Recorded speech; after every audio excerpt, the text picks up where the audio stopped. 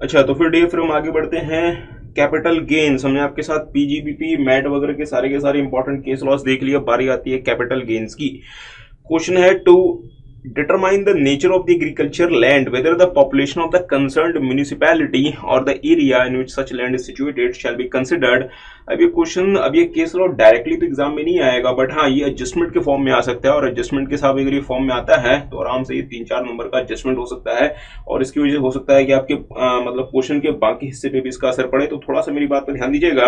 आपको पता है डियर कि एग्रीकल्चर लैंड हमारी दो तरह की हो सकती है। एक हो सकती है अर्बन एग्रीकल्चर लैंड और एक हो सकती है रूरल एग्रीकल्चर लैंड। जो रूरल एग्रीकल्चर लैंड होती है डियर, वो हमारी कैपिटल एसेट नहीं होती, इसलिए इस पे कैपिटलाइज नहीं होता। ठीक बात है। बट सवाल बनता है कि हमारी रूरल एग्रीकल्चर लैंड या एग्रीकल्चर या अर्बन एग्रीकल्चर लैंड हमारी कब होगी। तो लॉ कहता है कि आपकी एक जो लैंड होगी वो अर्बन एग्रीकल्चर लैंड होगी यदि उसमें से यदि दो कंडीशंस वो पूरी कर देती है। पहला कि उसकी जो पॉपुलेशन होगी वो 10,000 या उससे ज्यादा होगी, साथ में उसके पास कोई म्यूनिसिपैलिटी वगैरह होगी। ठीक बात है। अच्छा, तो अगर इस इलाके में या इस एरिया में अगर कोई एग्रीकल्चर लैंड है then that would be the urban agriculture land, और उस पे जो है वो, और ये जो है वो सेक्शन 214 के हिसाब से कैपिटल एसेट बन जाएगा, और अकॉर्डिंगली इसके ट्रांसफर पे कैप गेन लगना शुरू हो सकता है। ठीक बात है। अच्छा, बात यहाँ खत्म नहीं होती। इसमें ये कहा गया था कि अगर इस इलाके की पॉपुलेशन अगर 10,000 से ज्यादा है 1 लाख तक, 10,000 से ज्यादा है 1 लाख तक, तो ऐसे सिचुएशन में इस इलाके की बाउंड्रीज के 2 किलोमीटर तक की जो लैंड होगी,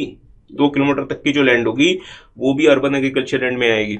अगर इसकी पॉपुलेशन 1 लाख से ज्यादा है 10 लाख तक, तो साहब वो 6 किलोमीटर तक जो होगी वो अर्बन एग्रीकल्चर लैंड में आएगी। अगर वो 10 लाख से ज्यादा है तो 8 किलोमीटर तक का जो एरिया होगा वो भी, अगर उस एरिया में भी अगर आपके पास कोई एग्रीकल्चर लैंड है तो वो भी अर्बन एग्रीकल्चर लैंड में आएगी। Are you guys getting? ठीक बात है। तो इसका मतलब ये हुआ कि लेट्स से कि मेरे पास कोई लैंड है, और ये जो लैंड है साहब वो लेट्स से यहाँ पर है, और इस म्यूनिसिपैलिटी की लेट्स से पॉपुलेशन है 71,000, बट इस विलेज में जो मेरे पास जो लैंड है, इस विलेज की पॉपुलेशन है लेट्स से 500। सवाल बनता है कि हमें पॉपुलेशन कहाँ का देखना है, उस एरिया का जहां पे वो लैंड है, या उस म्यूनिसिपैलिटी का। सर जी हमें कहाँ का मीन्स मतलब पॉपुलेशन हमें मतलब चेक करना है उस म्यूनिसिपैलिटी का जिसके तहत वो एरिया आता है, ना कि एग्जैक्टली उस एरिया का जहां पे वो लैंड है। तो इसी बात को सुप्रीम कोर्ट ने भी जीएम उमर खान के केस में कहा था। तो मेरे साथ साथ देख लें, it is the population of the municipality, it is the population of the municipality that has to be taken into account। के साथ म्यूनिसिपैलिटी की पॉपुलेशन जहां पे वो एग्रीकल्चर लैंड है, ना कि उस एग्जैक्ट एरिया की पॉपुलेशन जहां पे वो एग्रीकल्चर लैंड सिचुएटेड है। ठीक बात है। आगे आते हैं। Whether receipt of higher compensation after notification of the compulsory acquisition would change the character of the transaction into voluntary sale, so to deny exemption under section 1037। अच्छा, तो डियर हमने आपके साथ अभी बात की कि आपकी जो एग्रीकल्चर लैंड हो सकती है ना वो दो तरह की हो सकती है। एक हो सकती है रूरल एग्रीकल्चर लैंड और एक हो सकती है अर्बन एग्रीकल्चर लैंड। तो जो आपकी रूरल एग्रीकल्चर लैंड होती है वो तो साहब कैपिटल एसेट होती नहीं है, इसलिए इस पे कैप गेन अराइज नहीं होगा। बट जो अर्बन एग्रीकल्चर लैंड होती है ये आपकी कैपिटल एसेट होती है, और इसके ट्रांसफर पे आपका कैप गेन अराइज हो सकता है। बट अगर ये अर्बन एग्रीकल्चर लैंड अगर ओन की जाती है बाय एन इंडिविजुअल और एचयूएफ, अगर ये अर्बन एग्रीकल्चर लैंड ओन की जाती है बाय एन इंडिविजुअल और एचयूएफ, और यदि उसका कंपलसरी एक्विजिशन हो जाता है, अगर उसका कंपलसरी एक्विजिशन हो जाता है, उस केस में आपका जो कैप गेन होगा वो सेक्शन 1037 में एग्जेम्प्ट हो जाता है। उस केस में आपका जो कैप गेन है साहब वो सेक्शन 1037 में एग्जेम्प्ट हो जाता है। अब मुद्दे वाली बात क्या है, इस वाले केस में क्या हुआ, Balakrishnan versus union of India and others. This is again a very very very important case. अब क्या हुआ यहाँ पे कि लेट्स से हमारे हैं एक मिस्टर बालाकृष्णन जिनके पास एक अर्बन एग्रीकल्चर लैंड है, और उस अर्बन एग्रीकल्चर लैंड का स्टेट गवर्नमेंट ने कंपलसरी एक्विजिशन कर लिया। ठीक बात है। चूंकि ये लैंड अर्बन एग्रीकल्चर लैंड है इसलिए ये आपकी कैपिटल एसेट है, और इसके एक्विजिशन पे या इसके मतलब ट्रांसफर पे आपका जो कैप गेन अराइज होगा और इस पे जो है वो टैक्स लायबिलिटी भी बनेगी। बट साहब चूंकि यहाँ पे कंपलसरी एक्विजिशन है और जो एसएससी है वो एक मतलब इंडिविजुअल का केस है, इसलिए यहाँ पे 1037 का एग्जेम्पशन मिल जाएगा चूंकि ये कंपलसरी एक्विजिशन का केस है। ठीक बात है। अब हुआ क्या, राज्य सरकार ने जब बालाकृष्णन जी को कहा कि साहब हम आपके लैंड का कंपल्सरी एक्विजिशन कर लेंगे, तो लेट्स से राज्य सरकार ने जो कंपनसेशन अमाउंट फिक्स किया, स्टेट गवर्नमेंट ने लेट्स से जो कंपनसेशन अमाउंट फिक्स किया वो लेट्स से 25 लाख रुपए फिक्स किया। बालाकृष्णन जी के पास दो ऑप्शन थे। लेट्स से बालाकृष्णन साहब को लगता है कि नहीं सर जी 25 लाख रुपए कम है, इसका जो कंपनसेशन प्राइस वो कम से कम 37 लाख रुपए होना चाहिए था।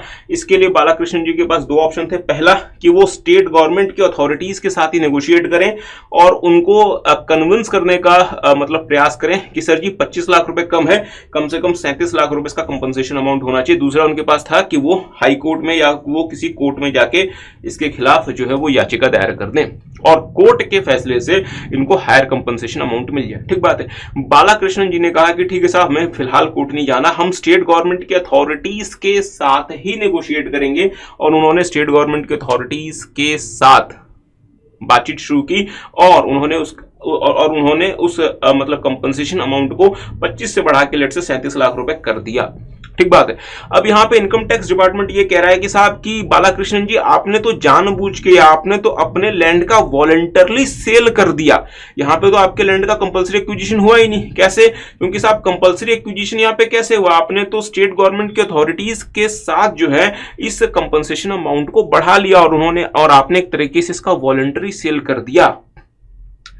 बात पहुंच गई और पहुंचते पहुंचते बात कहां चली गई? सुप्रीम कोर्ट के पास। सुप्रीम कोर्ट ने कहा कि बताओ ये पूरा का पूरा प्रोसेस स्टार्ट कैसे हुआ? पूरा का पूरा मतलब प्रोसेस स्टार्ट हुआ जब स्टेट गवर्नमेंट ने बालाकृष्णन जी को कहा कि हम आपके लैंड का एक्विजिशन करेंगे and it is a compulsory acquisition. अच्छा, तो इसका मतलब ये पूरा का पूरा जो मतलब प्रोसेस है ये कंपल्सरी एक्विजिशन का प्रोसेस है। और अगर बालाकृष्णन जी ने स्टेट गवर्नमेंट के अधिकारियों के साथ बातचीत की है तो सिर्फ और सिर्फ किस लिए? To secure the higher compensation और to get the market price compensation rate. Otherwise इनको कहां जाना पड़ता? कोर्ट में। तो बालाकृष्णन जी ने कोर्ट का रास्ता उन्होंने चूज नहीं किया और इन्होंने स्टेट गवर्नमेंट की अथॉरिटीज के साथ ही नेगोशिएट किया ताकि इनको हायर कंपनसेशन अमाउंट मिल जाए। पर यह पूरा का पूरा मामला स्टार्ट कहां से होता है? जब स्टेट गवर्नमेंट कहती है कि हम आपके लैंड का कंपल्सरी एक्विजिशन करेंगे। Hence the acquisition of the land is still in the nature of the compulsory acquisition. यहां पे इसके एक्विजिशन का नेचर चेंज नहीं हो गया। इसी बात को यहां पे सुप्रीम कोर्ट ने कहा है। मेरे साथ साथ देखेंगे जो बालाकृष्णन जी ने जो स्टेट गवर्नमेंट के अधिकारियों के साथ मतलब बातचीत की वो सिर्फ और सिर्फ क्योंकि only for securing the market value of the land without going have to the court. कि साहब हमें इस लैंड की मार्केट वैल्यू मिल जाए ताकि हमें कोर्ट में ना जाना पड़े। सिर्फ और सिर्फ इस पर्पज से इन्होंने जो है वो स्टेट गवर्नमेंट के ऑफिशियल्स के साथ बात की थी और कोई इसका पर्पस नहीं था। इसलिए इसकी वजह से जो एक्विजिशन का जो मतलब एक्विजिशन जो है वो आपका जो है वो साहब वो कंपल्सरी एक्विजिशन ही रहेगा। और अगर ये कंपल्सरी एक्विजिशन है तो आपको 1037 का एग्जाम्पशन मिल जाएगा। मींस आपके हाथ में कैप राइज नहीं होगा। दिस इज अच्छा मतलब जल्दी से आते हैं case law number 22। Whether section 55(3) is overridden by section 50(c) और 50(ca)। तो डियर आपको पता है सेक्शन 55(3) क्या कहता है? सेक्शन 55(3) कहता है कि अगर आप किसी पार्टनरशिप फर्म में लेट्स से कि अगर आप कोई एसेट वगैरह कंट्रीब्यूट करते हैं तो वो पार्टनरशिप फर्म जिस वैल्यू पे उस एसेट का आपको अपने बुक्स में क्रेडिट देती है आपके लिए सेल प्राइस वही माना जाता है। सर क्या कहना चाहते हो? लेट्स से कि मैं किसी पार्टनरशिप फर्म में एज अ मेंबर जाना चाहता हूं या मैं किसी पार्टनरशिप फर्म का ऑलरेडी लेट्स से कि मैं मतलब पार्टनर हूं। ठीक है। अच्छा, तो मैंने ना ऐसा कैपिटल कंट्रीब्यूशन तो मैंने लेट्स से ऐसा कैपिटल कंट्रीब्यूशन मेरे पास कोई लैंड है, मैंने इस लैंड को पार्टनरशिप फर्म को दे दिया कि साहब this is my as a capital contribution. ठीक बात है। इस लैंड की लेट्स से जो स्टैम्प ड्यूटी वैल्यू है वो है लेट्स से 50 लाख रुपए। बट पार्टनरशिप फर्म ने अपने बुक्स में मुझे जो मतलब क्रेडिट मतलब दिया हुआ है वो लेट्स से सिर्फ और सिर्फ 30 लाख रुपए दिया हुआ है। ठीक बात है। तो सेक्शन 55(3) कहता है कि जिस वैल्यू पे पार्टनरशिप फर्म ने पार्टनर को क्रेडिट दिया हुआ है वो उसके लिए सेल प्राइस होगा। तो इसका मतलब ये हुआ कि एज पर सेक्शन 45(3) मेरे लिए मींस पार्टनर के हैंड में जो फुल वैल्यू ऑफ कंसिडरेशन है वो कितना बना? 30 लाख रुपए बना। ठीक बात है। अच्छा, second case let's say partner number 2 है, इन्होंने भी किसी पार्टनरशिप फर्म को जो है वो अनलिस्टेड कंपनी के शेयर्स दे दिए। Let's say in unlisted company के शेयर्स की जो फेयर मार्केट वैल्यू है साहब वो है लेट्स से 100 लाख रुपीस।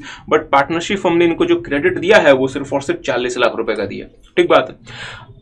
तो अब सवाल बनता है कि नॉर्मल सिचुएशन में क्या होगा? नॉर्मल सिचुएशन में डियर फ्रेंड्स अगर आप किसी भी तरीके का लैंड बिल्डिंग वगैरह अगर आप ट्रांसफर करते हैं नॉर्मल सिचुएशन में अगर आप किसी भी तरीके की लैंड बिल्डिंग वगैरह आप ट्रांसफर करते हैं जिसकी मतलब जिसका ट्रांसफर प्राइस अगर स्टैंप ड्यूटी वैल्यू से कम है तो सेक्शन 50C अट्रैक्ट हो जाता है और उस केस में फुल वैल्यू ऑफ मतलब कंसिडरेशन जो है डियर वो स्टैंप ड्यूटी वैल्यू को कंसिडर करके किया जाता है। ठीक बात है। इसी तरीके से नॉर्मल केस में अगर आप अनलिस्टेड कंपनी के शेयर्स वगैरह को ट्रांसफर करते हैं और जिसका लेट से ट्रांसफर प्राइस जो है वो उसके फेयर मार्केट वैल्यू से कम है तो हम आपके लिए जो कैप गेन की कंप्यूटेशन करते हैं वो हम उसकी फेयर मार्केट वैल्यू के हिसाब से करते हैं एज पर सेक्शन 50C है। ठीक बात है। पर सर जी ये नॉर्मल सिचुएशन में होता है। सेक्शन 45(3) एक एक्सक्लूसिव सेक्शन है जो ये कहता है कि जब कोई पार्टनर जो है वो किसी भी तरीके के एसेट को अगर पार्टनरशिप फर्म में लेकर आता है एज अ कैपिटल कॉन्ट्रीब्यूशन तो सेक्शन मतलब 45(3) क्लियरली कहता है कि जिस वैल्यू पे पार्टनरशिप फर्म उस पार्टनर को क्रेडिट रिकॉर्ड करता है अपने बुक्स ऑफ अकाउंट्स में वही फुल वैल्यू ऑफ कंसिडरेशन माना जाएगा। तो इसका मतलब ये हुआ कि सेक्शन 45(3) से exclusive section for a specific kind of transaction और चूंकि वो एक एक्सक्लूसिव मतलब प्रोविजन है इसलिए वो सेक्शन 50C और 50C से ओवरराइड नहीं होगा। इसी बात को सुप्रीम कोर्ट ने भी कहा था in the case of PCIT versus doctor D Ramamurthy. तो मेरे साथ साथ देख लें for the purpose of computing cap gain under section 45(3) the value of asset recorded in the books of the firm और EOP और BOI on the date of transfer would be deemed to be full value of consideration hence it can be said that section 45(3) is not overridden by section 50C और 50C। अच्छा आगे आते हैं what would be the tax treatment of sum paid for discharge of mortgage of the property created by the previous owner. Dear friends होता क्या है let's say कि आपके पास कोई प्रॉपर्टी है आपके पास कोई लेट्स से कि आपके पास कोई लैंड एंड मतलब बिल्डिंग है आपने उस लैंड एंड बिल्डिंग के कॉन्टेक्स्ट में लेट्स से कोई लोन उठाया। लेट्स से कि आपके पास कोई लैंड एंड बिल्डिंग है 50 लाख रुपए की आपने लेट्स से कि इसके कॉन्टेक्स्ट में कोई लोन उठाया 20 लाख रुपए और आपने जब इस लोन को रीपे किया तो आप क्या इस 20 लाख रुपए को कॉस्ट ऑफ एक्विजिशन या कॉस्ट ऑफ इंप्रूवमेंट की तरह से ट्रीट कर सकते हैं? मुझे मतलब सोच के बताएं। अगर साहब ये अलाउड हो जाए तब तो हर कोई क्या करेगा अपने प्रॉपर्टी के अगेंस्ट लोन उठाएगा और जब उस लोन को वो रिपे कर देगा वो अकॉर्डिंगली अपनी कॉस्ट ऑफ एक्विजिशन या कॉस्ट ऑफ इंप्रूवमेंट की तरह से उसको मतलब मान लेगा और अकॉर्डिंगली जो आपका साहब जो कैपिटल गेन बनना था वो हो सकता है कि आपका लॉस बन जाए। ठीक बात है। तो ये अलाउ नहीं किया जा सकता कि सर जी अगर आपने अपनी प्रॉपर्टी के अगेंस्ट आपने कोई लोन वगैरह उठाया जब आप उस लोन को रिपे जब आपने किया तो आप उसको अकॉर्डिंगली अपने कॉस्ट ऑफ एक्विजिशन या कॉस्ट इंप्रूवमेंट की तरह उसको ट्रीट नहीं कर सकते। तो ये तो साहब this is a clearly stated principle. ठीक बात है। अच्छा कभी कभी क्या होता है कि आपके पास कोई ऐसी प्रॉपर्टी आती है generally in the way of will और इनहेरिटेंस वगैरह जिसमें ऑलरेडी कोई लियन या फिर कोई मॉर्गेज वगैरह होता है। अच्छा अब सवाल बनता है कि सर जी मेरे पास लेट से कोई प्रॉपर्टी आई जिसमें ऑलरेडी 20 लाख रुपए का मॉर्गेज लगा हुआ था। जब तक मैं इस 20 लाख रुपए के मॉर्गेज को पे ऑफ नहीं कर देता मैं इस प्रॉपर्टी को लेट से सेल नहीं कर सकता या मैं इस मतलब प्रॉपर्टी को इसके 100% वैल्यू पे सेल नहीं कर सकता। तो इसका मतलब ये हुआ कि अगर मैं इस प्रॉपर्टी को सेल ऑफ करना चाहता हूं तो मुझे इस प्रॉपर्टी के टाइटल को परफेक्ट करना पड़ेगा क्योंकि ये प्रॉपर्टी ऑलरेडी क्या है सब्जेक्ट टू मॉर्गेज और लियन। तो जब तक मैं इस मॉर्गेज या फिर लियन को डिस्चार्ज नहीं कर देता मैं साहब इस प्रॉपर्टी के टाइटल को परफेक्ट नहीं कर सकता और जब तक मैं इस प्रॉपर्टी के टाइटल को परफेक्ट नहीं करूंगा तब तक मैं इस प्रॉपर्टी को इसके 100% वैल्यू पे सेल नहीं कर सकता। Are you guys getting? क्या सिचुएशन समझ पाए? तो सर ये दोनों सिचुएशन आपस में अलग अलग कैसे है? पहले वाले केस में क्या हुआ कि मैंने खुद ही अपनी प्रॉपर्टी को मॉर्गेज करके खुद ही लोन उठा लिया।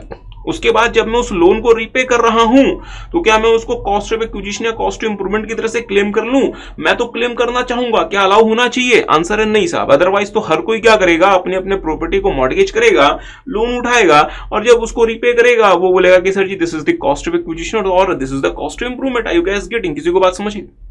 सेकंड वाले केस में आपके पास एक प्रॉपर्टी आपके पास आ रही है, मींस आपको एक प्रॉपर्टी दी गई इधर by the way of will और इनहेरिटेंस एक्सेट्रा और इस प्रॉपर्टी में ऑलरेडी कोई मॉर्गेज या फिर लियन क्रिएट किया हुआ है और जब तक ये मॉर्गेज या फिर लियन आप उसको डिस्चार्ज नहीं कर देते तब तक सर जी आप इस प्रॉपर्टी को लेट से हो सकता है कि आप उसको मतलब सेल या आप उसको ना कर पाए, या आप उसको 100% ऑफ इट्स कॉस्ट आप उसको 100% ऑफ इट्स मार्केट वैल्यू आप हो सकता है इसको सेल ना कर पाए।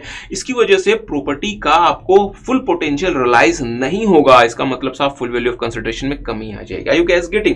तो सुप्रीम कोर्ट ने इस सिचुएशन को कंसिडर किया और सुप्रीम कोर्ट ने एक बहुत ही फेमस केस लॉ जिसका नाम है RM अरुणाचलम, जिसमें सुप्रीम कोर्ट ने क्लियरली ये स्टेट किया कि साहब अगर एसएससी को कोई प्रॉपर्टी मिली है किसी और से, मतलब अगर एसएससी को कोई प्रॉपर्टी मिली है किसी और से और यदि उस प्रॉपर्टी में ऑलरेडी कोई मॉर्गेज या फिर लियन ऑलरेडी क्रिएट किया हुआ था, तो एसएससी जब तक उस मॉर्गेज या फिर लियन को पे ऑफ नहीं करेगा तब तक एसएससी उस प्रॉपर्टी को सेल नहीं कर सकता, ट्रांसफर नहीं कर सकता। ऐसे सिचुएशन में एसएससी जो पेमेंट कर रहा है उस मॉर्गेज को क्लियर करने के लिए वो उसको कॉस्ट ऑफ एक्विजिशन की तरह से अलाउड होगा। बट सुप्रीम कोर्ट ने क्लियरली कह दिया कि साहब प्रॉपर्टी में मॉर्गेज जो है वो एसएससी का क्रिएटेड नहीं होना चाहिए। एसएससी के पहले जो उसका ओनर था उसने उस प्रॉपर्टी में मॉर्गेज क्रिएट किया होगा। एसएससी ने अगर खुद से अगर मॉर्गेज वगैरह क्रिएट कर दिया सर जी, तो फिर वो उसको कॉस्ट ऑफ एक्विजिशन की तरह से अलाउड नहीं होगा। तो साहब यहाँ पे तो डियर फ्रेंड्स यहाँ पे देखने वाली बात क्या है कि अगर हमने प्रॉपर्टी एक्वायर की या हमें अगर कोई प्रॉपर्टी मिलती है which is already subject to a mortgage और लियन, ऐसे सिचुएशन में अगर हम उसको पे ऑफ कर रहे हैं तो हम उसको कॉस्ट ऑफ एक्विजिशन की तरह से क्लेम कर सकते हैं। RM Arunachalam versus CIT 1997 this is a classic case, this is a landmark case of the supreme court. अच्छा, तो मेरे साथ साथ देखेंगे Payment of mortgage debt to clear the title of the property will be treated as cost of acquisition under section 48 read with section 55(2) in the hands of assessee as the property acquired by the assessee was subject to mortgage created by the previous owner। तो साहब तो dear friends, अगर assessee ने यहाँ पे खुद से mortgage create किया होता तो क्या assessee इसको क्लेम कर सकता था? assessee इसको क्लेम नहीं कर सकता था। ठीक बात है। आगे आते हैं, इसी से मिलता जुलता case law CIT versus Aditya Kumar Jajodia, I hope मैं इनका नाम सही प्रोनाउंस कर रहा हूं।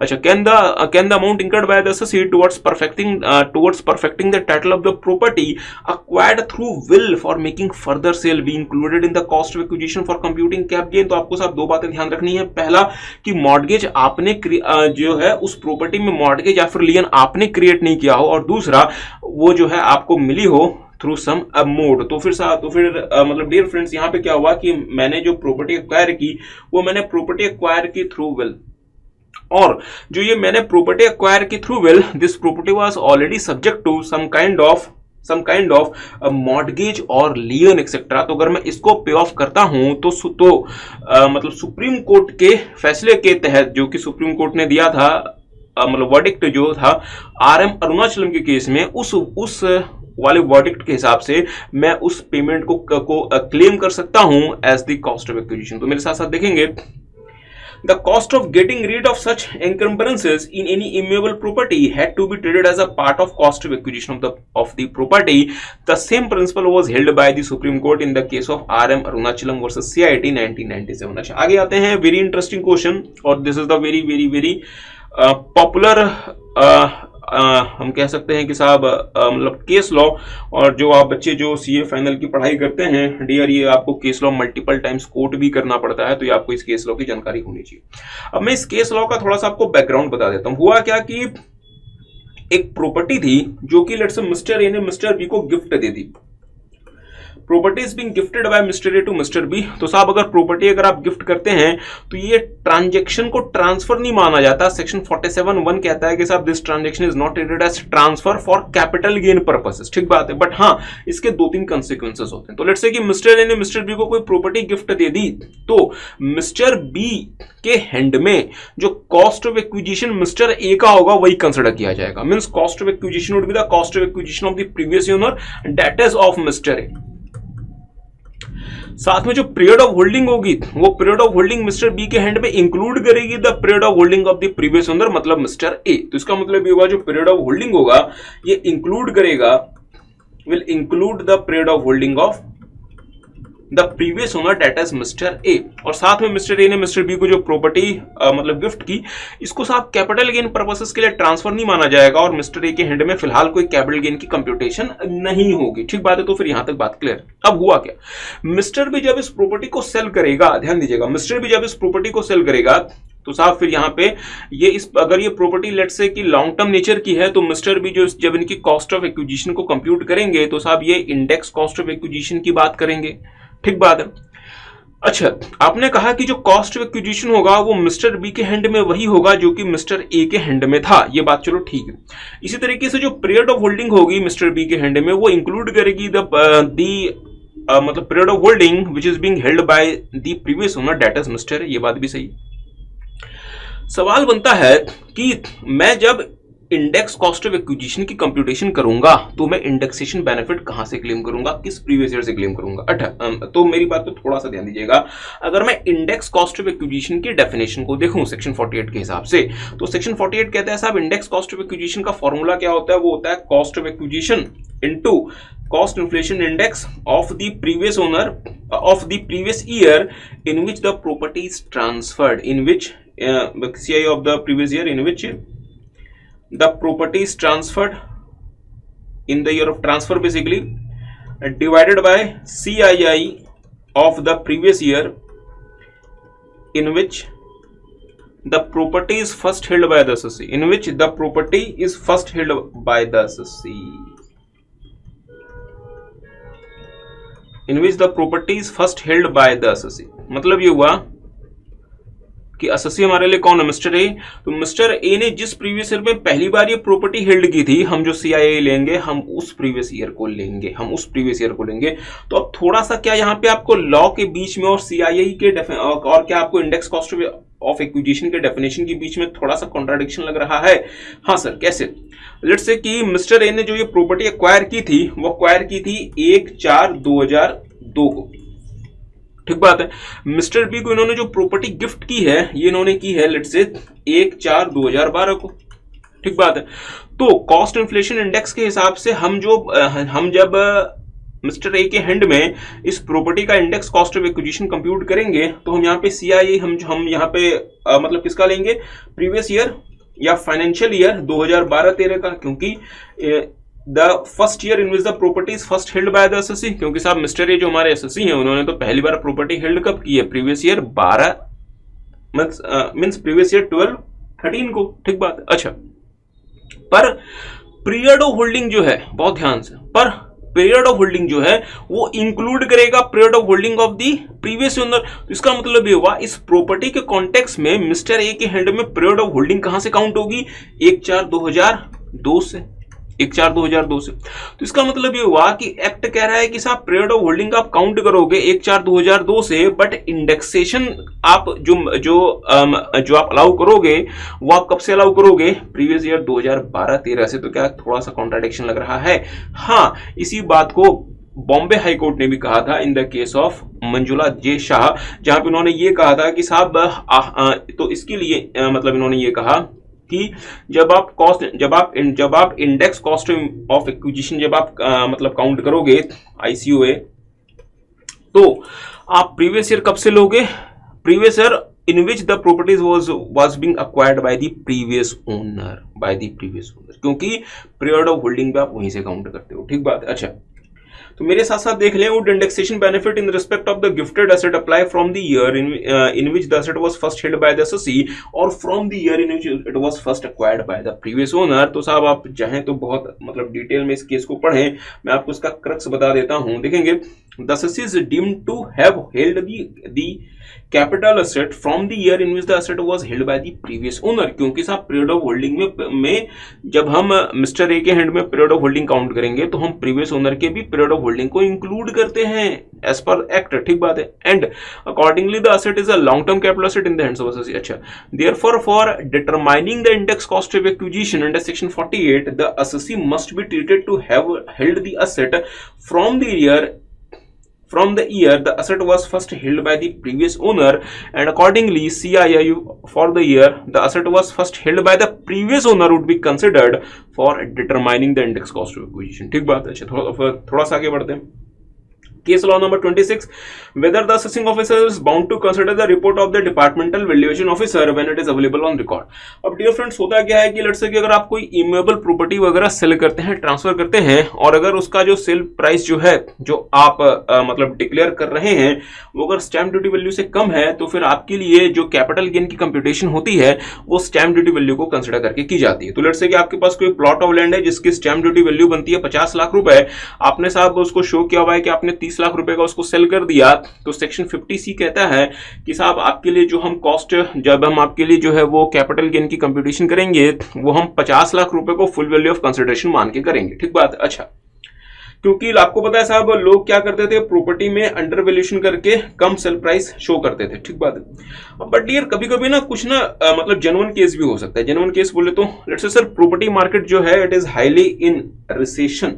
अभी तो ऐसे हालात नहीं है, अब तो खैर प्रॉपर्टी मार्केट आपका बहुत ज्यादा इंप्रूव हो चुका है, बट साहब कभी कभी क्या होता है कि प्रॉपर्टी मार्केट रहता है highly in recession, but sir जी एक बार जो स्टैम्प ड्यूटी वैल्यू गवर्नमेंट ने फिक्स कर दी, गवर्नमेंट उसको लोअर साइड में बहुत कम रिवाइज करती है, हमेशा उसको अपर साइड में रिवाइज करती है। तो ऐसा हो सकता है कि जेन्युइन केस हो कि साहब हो सकता है कि stamp duty value of the plot हो सकता है कि 50 लाख रुपए हो, बट अभी अगर आप इसको मार्केट में लेके जाएंगे तो हो सकता है कि 30 लाख रुपए से ज्यादा कोई देने को तैयार नहीं हो, बिकॉज द प्रॉपर्टी मार्केट में बी इन दी रिसेशन। ठीक बात। अच्छा, तो ऐसे केस में सेफ गार्ड के लिए सेक्शन 50C कहता है, सेक्शन 50C कहता है कि अगर असेसिंग ऑफिसर को अगर असेसी को ये फील होता है कि साहब जो स्टैम्प ड्यूटी वैल्यू है it is higher than the actual sale price और इट इज अनरीजनेबली हायर, तो असेसी चाहे तो असेसिंग ऑफिसर को एक रिक्वेस्ट कर सकता है कि सर जी हमारे हिसाब से इतना स्टैम्प ड्यूटी वैल्यू नहीं बनता या इसकी इस प्रॉपर्टी का इतना प्राइस नहीं बनता। ऐसे केस में असेसिंग ऑफिसर जो है डियर फ्रेंड्स वो इस प्रॉपर्टी के वैल्यूएशन का जो मैटर है वो वैल्यूएशन ऑफिसर को भेज देगा, वैल्यूएशन ऑफिसर को भेज देगा, मींस डिपार्टमेंटल वैल्यूएशन ऑफिसर को भेज देगा। ठीक बात है। अच्छा,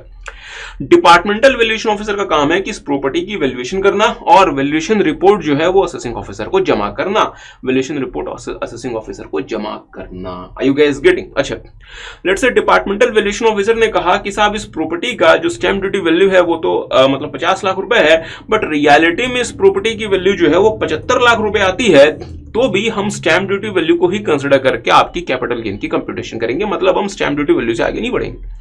बट लेट्स से कि अगर डिपार्टमेंटल वैल्यूएशन ऑफिसर कहता है कि नहीं सर जी मार्केट जो है वो सही में किसमें है, रिसेशन में, और फिलहाल इस प्रॉपर्टी को आप 40 लाख रुपए से ज्यादा का सेल नहीं कर सकते, तो फिर 40 लाख रुपए की वैल्यू को कंसीडर करके कैपिटल गेन की कंप्यूटेशन होगी।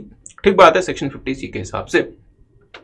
सवाल बनता है कि लेट्स से असेसिंग ऑफिसर ने जो इशू है वो डिपार्टमेंटल वैल्यूएशन ऑफिसर के पास वैल्यूएशन का भेज दिया और डिपार्टमेंटल वैल्यूएशन ऑफिसर का असेसिंग ऑफिसर के पास रिपोर्ट भी आ गया। सवाल बनता है कि क्या असेसिंग ऑफिसर ये बाउंड है उस रिपोर्ट को कंसीडर करने का, या असेसिंग ऑफिसर जो है वो डिपार्टमेंटल वैल्यूएशन ऑफिसर के रिपोर्ट को बिना कंसीडर किए मींस डिस्कार्ड किए भी वैल्यूएशन कर सकता है। तो सर अगर डिपार्टमेंटल वैल्यूएशन ऑफिसर के रिपोर्ट को अगर आप खारिज करते हुए भी अगर आप असेसी का असेसमेंट अगर आप मतलब कर देंगे, तो फिर सेक्शन 50C के सबसेक्शन 2 का पर्पस क्या हुआ? तो फिर सेक्शन 50C के सबसेक्शन 2 का पर्पस क्या हुआ, जहां पे सबसेक्शन 2 कहता है कि साहब अगर असेसी को लगता है कि नहीं sir ji the valuation of the property is at a very higher side, तो वो रिक्वेस्ट करेगा असेसिंग ऑफिसर को, तो असेसिंग ऑफिसर को इस वाले इशू को डिपार्टमेंटल वैल्यूएशन ऑफिसर के पास वैल्यूएशन करने के लिए भेजना पड़ेगा। बट अगर असेसिंग ऑफिसर ने वैल्यूएशन करने के लिए इशू को वैल्यूएशन ऑफिसर के पास भेज दिया बट उसके रिपोर्ट को कंसिडर ही नहीं करेगा, तो फिर सर जी इस पूरे के पूरे तामझाम का पर्पस क्या हुआ? तब तो फिर आप ये बोलो ना कि हमेशा हम स्टैम्प ड्यूटी वैल्यू को ही कंसिडर करेंगे, कोई वैल्यूएशन का चक्कर नहीं होगा। तो फिर आप ये बोलो अगर सेक्शन 50C में सबसेक्शन 2 है जो कि हम कह सकते हैं कि एक्ट करता है एज अ सेफ गार्ड, अगर आप उस सेफ गार्ड को मानने के लिए बाउंड ही नहीं हो, अगर असेसिंग ऑफिसर उस सेफ गार्ड को मानने के लिए बाउंड ही नहीं है, तो फिर साहब उस सेफ गार्ड को इंसर्ट करने का फायदा क्या हुआ? What is the purpose of inserting that safe guard? इससे अच्छा तो फिर आप ये बोलो कि हमेशा आप जो है वो स्टैम्प ड्यूटी वैल्यू लोगे, बात खत्म हुई। ठीक बात है। तो यही बात हाई कोर्ट ने कही, शायद हाई कोर्ट तक ये मैटर गया था कि हाँ मतलब गुजरात हाई कोर्ट तक, जहां पे हाई कोर्ट ने यही कहा और असेसिंग ऑफिसर को उन्होंने बाउंड किया कि साहब अगर आपने वैल्यूएशन का मैटर वैल्यूएशन ऑफिसर को भेजा है तो आपको वैल्यूएशन ऑफिसर की रिपोर्ट को मैंडेटरली मानना पड़ेगा। ठीक बात है। और हाँ, लेट्स से कि स्टैम्प ड्यूटी वैल्यू जो है वो 50 लाख रुपए है, वैल्यूएशन ऑफिसर कहता है कि साहब इसकी जो वैल्यू है वो है लेट्स से मतलब 70 लाख रुपए, तो फिर एक्ट, तो फिर सेक्शन 50C कहता है कि ऐसे केस में जो वैल्यूएशन होगी वो स्टैम्प ड्यूटी वैल्यू को मतलब कंसिडर करके होगी, वो हायर वैल्यू को कंसिडर करके नहीं होगी। बट लेट्स से कि अगर मान लीजिए कि वैल्यूएशन ऑफिसर कहता है कि नहीं साहब इस प्रॉपर्टी की वैल्यू 40 लाख रुपए ही बनती है, तो फिर 40 लाख रुपए को कंसिडर करके फिर उसकी वैल्यूएशन होगी और अकॉर्डिंगली जो है वो कैप गेन को निकाला जाएगा। तो मेरे साथ साथ देख लें यहाँ पे, when the assessing officer has referred the matter to the valuation officer, the assessment has to be completed in conformity with the estimate given by the valuation officer। मतलब ये हुआ कि फिर आप जो है वो valuation officer के रिपोर्ट को डिसगार्ड नहीं कर सकते, खारिज नहीं कर सकते, ठीक बात है। अच्छा, hence the cap gain has to be computed in conformity with the value so determined by the valuation officer। आगे बढ़ते हैं। in a case where the depreciable asset is being building held for more than 24 months is transferred, can benefit of exemption under section 54 EC be claimed? This is again very very very important। साहब section 50 EC कहता है कि अगर आपको long term capital asset को transfer करके कोई gain आया है, उस गेन को अगर आप कुछ स्पेसिफाइड एसेट्स में इन्वेस्ट कर देते हैं, जैसे for example bonds of national highways authority of India और bonds of the rural electrification corporation of India वगैरह, तो उस केस में आपको 50 लाख रुपए तक का एग्जेम्पशन मिल जाएगा सेक्शन 54 EC में, ठीक बात है। आपको ये इन्वेस्टमेंट करनी पड़ेगी within 6 month from the date of transfer of the asset, within 6 month from the date of transfer of the asset, ठीक बात है। मतलब आपको इन्वेस्टमेंट करनी है 6 महीने के अंदर अंदर। बट सर लेट्स से कि हमने ना इन्वेस्टमेंट कर दी 6 महीने के अंदर अंदर, बट हमें जो है वो let's say national highways authority of India ने जो बॉन्ड इशू किया है वो हमें लेट्स से सर जी 1 साल के बाद इशू किया, तो क्या होगा? तो कोई फर्क नहीं पड़ता। सेक्शन 54 EC कहता है कि आपको जो इन्वेस्टमेंट करनी है वो आपको 6 महीने के अंदर अंदर आपको इन्वेस्टमेंट मतलब कर देनी है।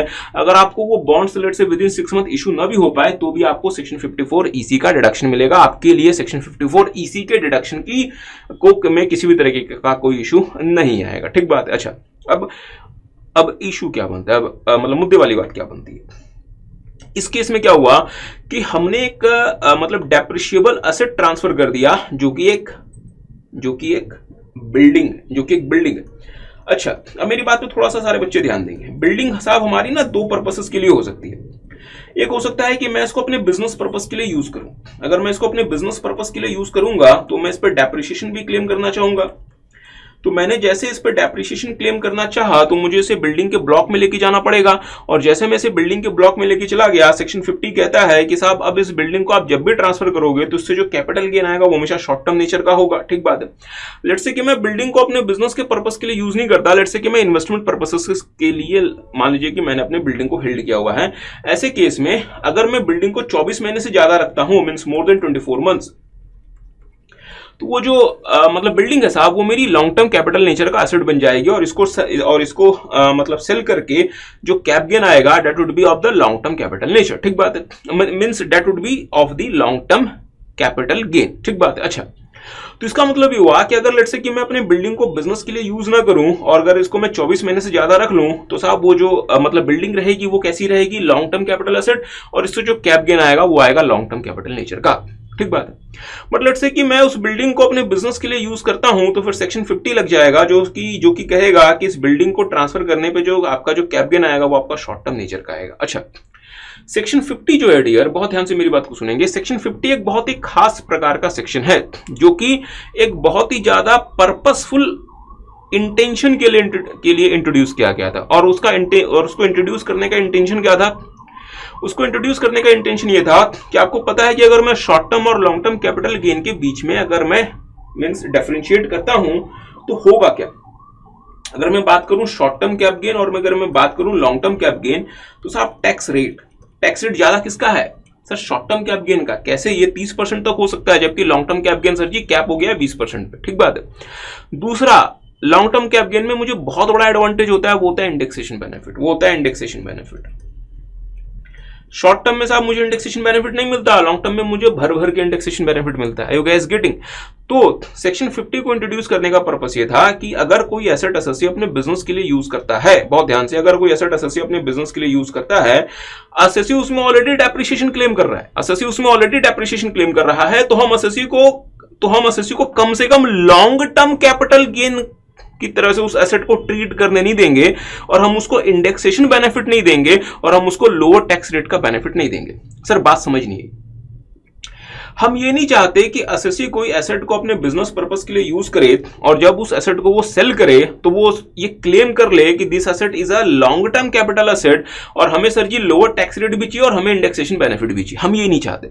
हम ये चाहते हैं कि अगर आपने डेप्रिसिएशन क्लेम किया तो आप हमेशा उस एसेट पर शॉर्ट टर्म में ही रहोगे irrespective of the period of holding. तो इसका मतलब ये हुआ कि जो सेक्शन 50 है वो एसेट को यदि शॉर्ट टर्म रख रहा है, बहुत ध्यान से हमने कहा कि साहब जो सेक्शन 50 है अगर वो एसेट को शॉर्ट टर्म रख रहा है तो सिर्फ और सिर्फ इस पर्पस के लिए मतलब रख रहा है कि हम आपको इंडेक्सेशन बेनिफिट नहीं देंगे। मींस इस एसेट के कैपिटल गेन के कंप्यूटेशन अंडर सेक्शन 48 में हम आपको इंडेक्सेशन बेनिफिट नहीं देंगे। बट सर ये बात तो आप बोल रहे हो। नहीं डियर, मैं ये बात नहीं बोल रहा, ये बात सेक्शन 50 कह रहा है कि for the purpose of section 48 and 49। तो इसका मतलब ये हुआ कि अगर किसी एसेट में मैंने डेप्रिसिएशन क्लेम कर लिया तो वहां पे सेक्शन 50 लग जाता है, बट सेक्शन 50 लग के उसको शॉर्ट टर्म नेचर का बना तो देता है, बट पर किस पर्पसेस के लिए बनाता है? मतलब सेक्शन 48 और सेक्शन 49 के पर्पस के लिए बनाता है। और उस एसेट को जब भी आप ट्रांसफर करोगे irrespective of the period of holding, जो आपका रिजल्टिंग कैपिटल गेन आएगा वो हमेशा शॉर्ट टर्म नेचर का आएगा। ठीक बात है। बट हाँ, पीरियड ऑफ होल्डिंग के बेसिस पे वो एसेट आपका लॉन्ग टर्म नेचर का हो सकता है, बट सेक्शन 50 ने उसको स्पेसिफिकली 48 और 49 के लिए क्या रिस्ट्रिक्ट कर दिया? शॉर्ट टर्म का, ताकि एसएससी को आप क्या डिनाई कर सको? एसएससी को आप लोअर टैक्स रेट और उसको इंडेक्सेशन बेनिफिट आप उसको डिनाई कर सको, क्योंकि एसएससी ने ऑलरेडी उस पर क्या क्लेम कर लिया? डेप्रिसिएशन क्लेम कर लिया। मेरी बात क्या किसी को समझ आई?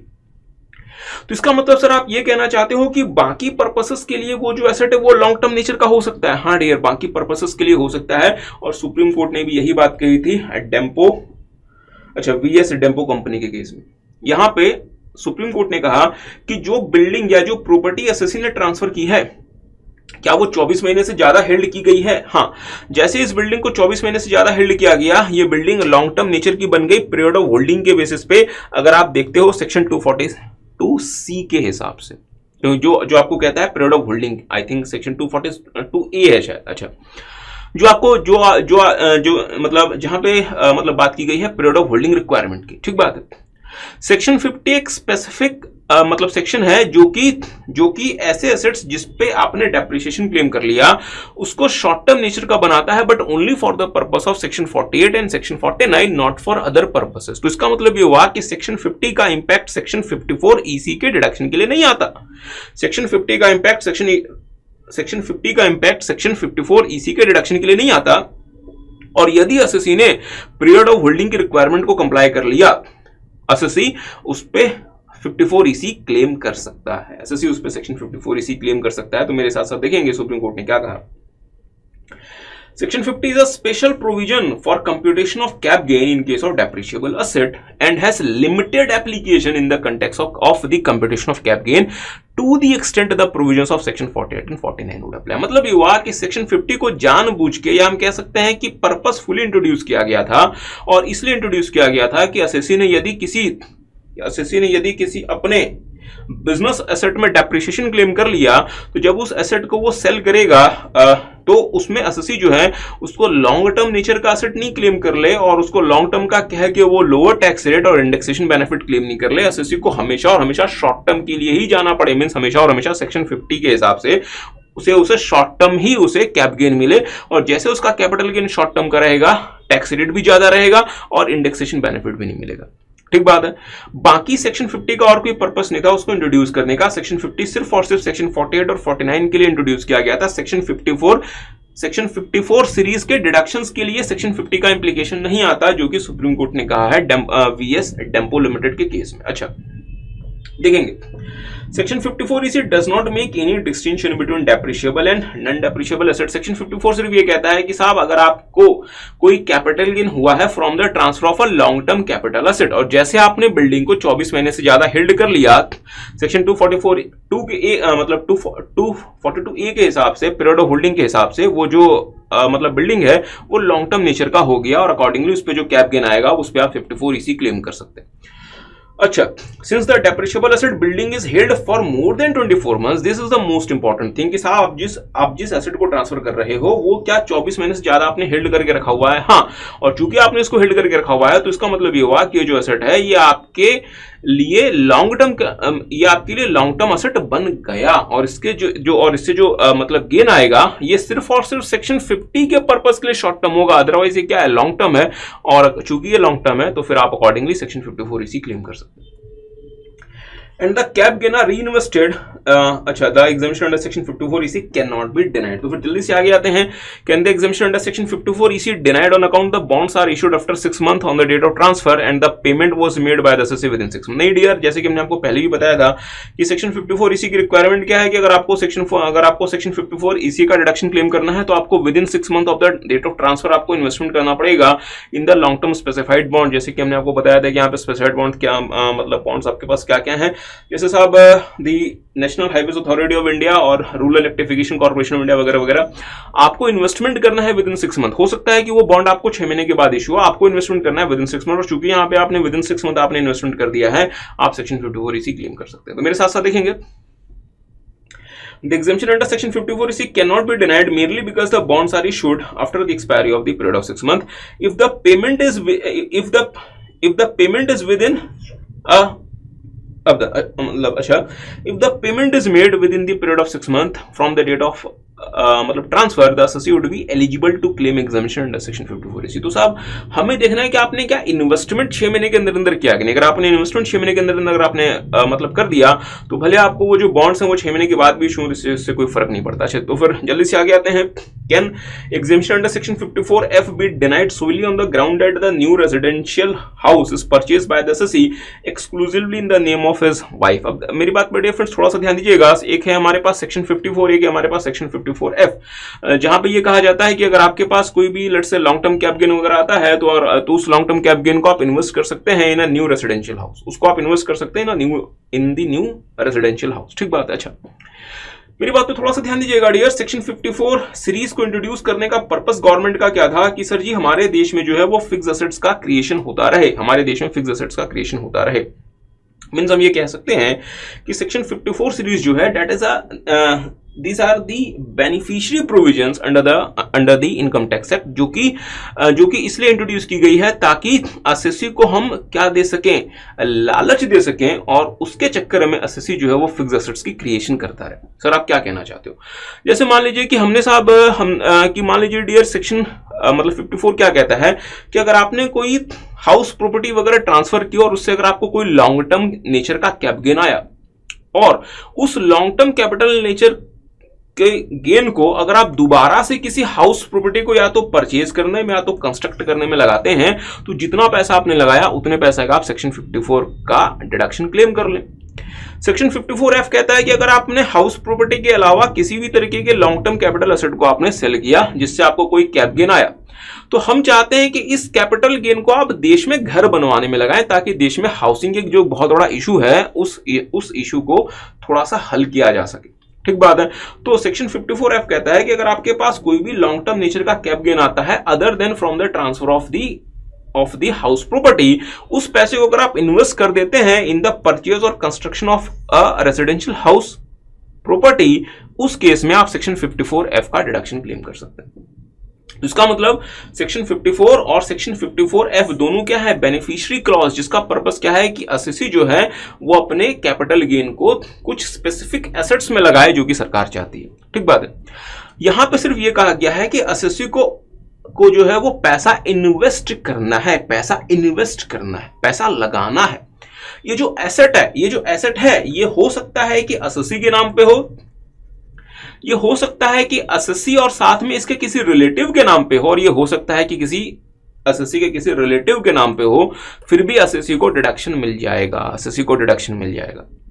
बट सर ये क्या बात हुई डियर फ्रेंड्स, असेसी चाहे तो खुद के नाम पे उस नए प्रॉपर्टी का रजिस्ट्रेशन ले सकता है, चाहे तो अपने किसी रिलेटिव के नाम पे ले सकता है। हमें देखना है पेमेंट किसने की। अगर पेमेंट असेसी कर रहा है, प्रॉपर्टी का रजिस्ट्रेशन असेसी अपने किसी रिश्तेदार के नाम पे भी ले सकता है या अपने किसी मतलब रिलेटिव को उस प्रॉपर्टी का को ओनर भी बना सकता है, स्टिल उसको ये डिडक्शन मिल जाएगा। सरकार का पर्पस ये नहीं है कि ये जो नया जो मतलब प्रॉपर्टी है ये असेसी के नाम पे हो। सरकार का पर्पस क्या है या लॉ मेकर का पर्पस क्या है सेक्शन 54 से या सेक्शन 54F से कि साहब असेसी के पास जो कैपिटल गेन आ रहा है वो असेसी जो है उसे किसी जुए वगैरह में ना लगा दे या कहीं और जाके ना लगा दे। असेसी उससे कोई कैपिटल एसेट कंस्ट्रक्ट करे in India which would be a house property in India. Are you guys getting?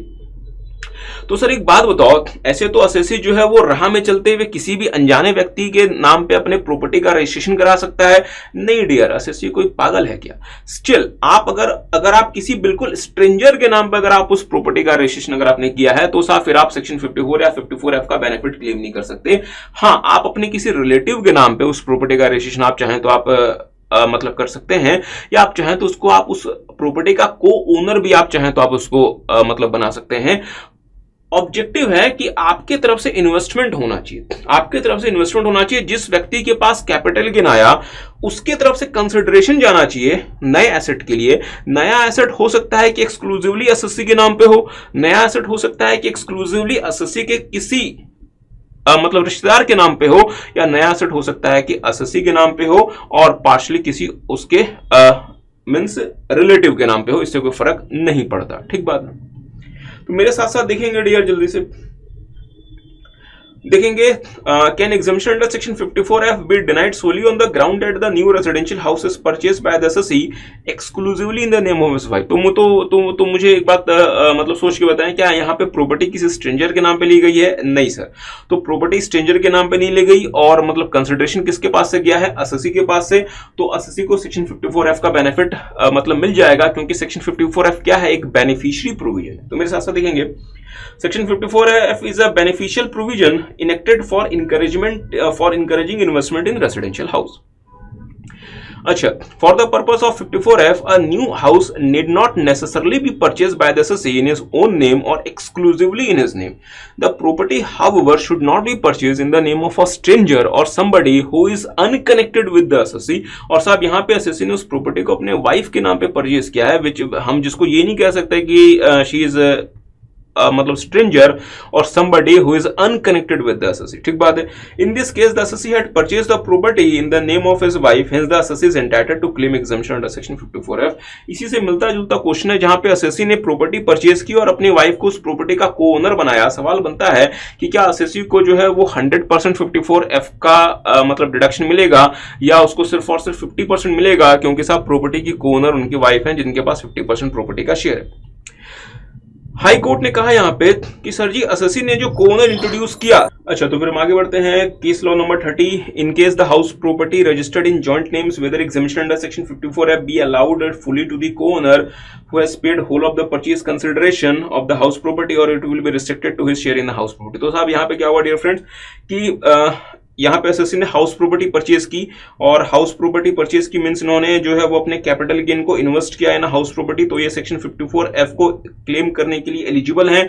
But इस हाउस प्रॉपर्टी में इन्होंने अपने वाइफ का भी नाम मतलब दे दिया। तो इसका मतलब यह है कि असेसी यहाँ पे क्या बन गए? कोनर, जिनके पास सिर्फ और सिर्फ 50% of the share of the house property है। सवाल बनता है कि क्या इनको 100% 54F मिलेगा या इनको सिर्फ और सिर्फ 50% 54F मिलेगा जो कि इनका शेयर बनता है। अच्छा, हाई कोर्ट ने यहाँ पे दो बातें कही। हाई कोर्ट ने कहा कि हमें ये बताएं साहब कि इस प्रॉपर्टी का कंसिडरेशन, इस प्रॉपर्टी को परचेज करने के लिए कंसिडरेशन कहां से आया था? कंसिडरेशन 100% आया था असेसी से। तो इसका मतलब ये हुआ कि भले असेसी यहाँ पे इस हाउस प्रॉपर्टी का को ओनर है with the 50% share in the property, but साहब 100% consideration has been come from the assessee. अच्छा, सेकंड चीज यह है कि इन्होंने जो को ओनर का नाम इस प्रॉपर्टी में दिया है, इट इज फॉर फ्यूचर मतलब पर्पसेस, ताकि साहब फ्यूचर में किसी भी तरीके का कोई डिस्प्यूट ना हो, ठीक बात है। तीसरा, सेक्शन 54F ये नहीं कहता कि साहब प्रॉपर्टी जो है वो असेसी के नाम पे एक्सक्लूसिवली रजिस्टर होनी चाहिए। सेक्शन 54F सिर्फ ये कहता है कि असेसी को इन्वेस्टमेंट करना है, मींस असेसी के जेब से पैसा जाना चाहिए, असेसी की जेब से नया एसेट के लिए पैसा जाना चाहिए। वो नया एसेट हो सकता है कि असेसी के नाम पर रजिस्टर हो सकता है कि असेसी के किसी रिलेटिव के नाम पर रजिस्टर हो सकता है कि असेसी और उसके किसी रिलेटिव के नाम पे हो सकता है कि मतलब ज्वाइंटली भी रजिस्टर हो जाए, इससे कोई फर्क नहीं पड़ता। इन्वेस्टमेंट मींस पैसा किसकी जेब से जाना चाहिए? असेसी की जेब से जाना चाहिए, ठीक बात। बात है। तो चूंकि सेक्शन 54F ये कहता ही नहीं कि वो जो नया एसेट है वो एसएससी के नाम पे एक्सक्लूसिवली रजिस्टर्ड होना चाहिए, इसकी वजह से हम एसएससी को जो है वो सिर्फ और सिर्फ 50% की अलाउबिलिटी नहीं करेंगे, एसएससी 100% क्लेम कर सकता है। तो मेरे साथ साथ देख लें, Section 54F mandates that the house property should be purchased by the SSC, but it does not stipulate that the house property should be purchased only in the name of the SSC. और again Section 54F क्या है? एक beneficial provision, जिसका purpose ये था कि SSC जो है वो अगर एसएससी को कोई लॉन्ग टर्म कैपिटल गेन आया है तो उससे वो क्या करे, उससे वो एक नए हाउस प्रॉपर्टी को देश में बनाए, जिससे देश में साहब हाउसिंग का जो इशू हो वो कुछ हद तक सॉल्व हो सके। अच्छा, आगे आते हैं। Therefore the condition stipulated in section 54 stands fulfil and the entire exemption claimed in respect of the purchase price of the house property shall be allowed to the assessee. अच्छा, आगे आते हैं जल्दी से, देखेंगे। Can exemption under section 54F be denied to the assessee in respect of investment made in the construction of a residential house on the ground that the construction was not completed within 3 years after the date on which the transfer took place on account of pendency of some of certain finishing work। अब dear friends मेरी बात पर ध्यान दीजिएगा, section 54 और 54F में एक मतलब कॉमनैलिटी है, और वो मतलब कॉमनैलिटी क्या है कि आपके पास अगर कोई लॉन्ग टर्म कैप गेन है, उस लॉन्ग टर्म कैप गेन को आपको मतलब इन्वेस्ट करना पड़ेगा in the purchase of a house. ठीक बात है साहब, in the purchase of the house. और ये हाउस की परचेज आप कब तक कर सकते हैं? तो जिस दिन आपने इसको ट्रांसफर किया था, मींस डेट ऑफ ट्रांसफर के 2 साल बाद तक और 1 साल पहले तक। मतलब आप घर परचेज कर सकते हैं, ट्रांसफर के 1 साल पहले तक भी आप परचेज कर सकते हैं, और ट्रांसफर के 2 साल बाद तक भी आप परचेज कर सकते हैं। तो साहब this is the purchase case. But अगर हम बात करें कि अगर आपने लेट्स से कि उस घर का मतलब कंस्ट्रक्शन करवाया है, अगर हम कंस्ट्रक्शन केस में जाएं तो कंस्ट्रक्शन कब तक हो सकता है? डेट ऑफ ट्रांसफर के 3 साल तक, 3 इयर्स तक। मतलब डेट ऑफ ट्रांसफर के 3 साल तक वो कंस्ट्रक्शन कंप्लीट होना चाहिए। कंस्ट्रक्शन आप कभी भी स्टार्ट कर सकते हैं, कंस्ट्रक्शन आप कभी भी स्टार्ट कर सकते हैं। ये नहीं कहा गया कि आपको 1 साल पहले आप मतलब कंस्ट्रक्शन आप स्टार्ट कर सकते हैं। एक्ट सिर्फ ये कहता है कि आपने अगर कोई नया रेसिडेंशियल हाउस प्रॉपर्टी अगर आप कंस्ट्रक्ट करना चाह रहे हैं तो इसका जो मतलब कंस्ट्रक्शन है साहब, ये 3 साल तक जो है वो कंप्लीट हो जाना चाहिए from the date of transfer. ठीक बात है। अच्छा, कंस्ट्रक्शन हाउस का कंप्लीट हो जाना चाहिए from the date of transfer and that construction should be completed within 3 years from the date of transfer. हो सकता है कि सर जी आपने 3 साल तक जो है वो हाउस को कंस्ट्रक्ट तो कर लिया हो, but there may be some finishing work which may remain pending. क्यों? क्योंकि साहब अलग अलग लोगों के लिए फिनिशिंग की डेफिनेशन अलग अलग होती है। बहुत सारे लोग तो ऐसे होते हैं जिनको लगता है कि यार घर की छत बन गई, बाकी कुछ नहीं बना, इट इज ओके, घर हमारा जो है वो मतलब रेडी हो गया। और बहुत सारे लोग हो सकता है कि ये कहें कि नहीं सर जी, जब तक 100% चीजें पूरी नहीं हो जाती हम ये नहीं मानेंगे कि घर बन गया। इस वाले केस में क्या हुआ कि थोड़ा बहुत फिनिशिंग वर्क रह गया, जैसे साहब फ्लोरिंग रह गई, जैसे लेट्स से कि मतलब वायरिंग वगैरह रह गई, क्या इनके बिना भी घर में रहा जा सकता है? हाँ, तो इसका मतलब ये हुआ कि major construction work has been done within 3 years, तो आपको सेक्शन 54F या फिर आपको सेक्शन 54 मिल जाएगा, क्योंकि जो चीजें बच गई हैं वो बहुत ही हम कह सकते हैं कि माइनर है या फिर एंसिलरली है। Major construction has been completed, इसलिए यहाँ पर, और इसी बात को हाई कोर्ट ने भी कहा, और उन्होंने कहा कि साहब मेजर कंस्ट्रक्शन वर्क जो है वो आपका पूरा हो चुका है विद इन 3 years, इसलिए आपको सेक्शन 54 हो या आपको सेक्शन 54F हो, वो आपको डिनाई नहीं किया जा सकता। तो मेरे साथ साथ देखेंगे तो यहाँ पे इंपॉर्टेंट बात क्या है? The assessee has invested the money in the construction of a residential house and the construction was not completed due to some minor work remaining pending. आपका major construction has already been done, आपका जो मेजर जो मतलब construction work है it has already been done, कुछ minor चीजें रह गई हैं, तो उस माइनर चीजों की को पूरा ना हो पाने की वजह से हम आपको जो है वो सेक्शन 54 या 54F को हम आपको मतलब डिनाई नहीं कर सकते। The assessee had taken position of the building and is living in that premises despite the pendency of those work. इसका मतलब कि एसएससी के लिए वो घर ऑलरेडी कंप्लीट हो चुका है और अकॉर्डिंगली उसको 54 या फिर 54F उसे मिल जाएगा। अच्छा, आगे आते हैं। Can advance given for purchase of land, building, plant and machinery tantamount to utilization of cap gain for claiming exemption under section 54G? Dear friends, 54G को अगर आप क्लेम करना चाहते हैं तो आपको उस कैप गेन को क्या करना पड़ता है? यूटिलाइज। तो अगर आपने कोई एडवांस वगैरह दिया है, it also amounts to what? The utilisation of the cap gain, और अकॉर्डिंगली आप जो है वो सेक्शन 54G का डिडक्शन क्लेम कर सकते हैं। मतलब सुप्रीम कोर्ट ने भी यही बात कही थी। सुप्रीम कोर्ट ने क्या कहा था, मेरे साथ साथ देख लें। For the purpose of availing the deduction under section 54G, all that was required for the SES is to utilize the amount of cap gain for the purchase and acquisition of new machinery or plant and building or land, since the entire amount of cap gain in this case was utilized by the assessee by way of advance for acquisition, the assessee is entitled to deduction under section 54 जी। तो dear हमने आपके साथ capital gain के भी सारे के सारे case laws देख लिए।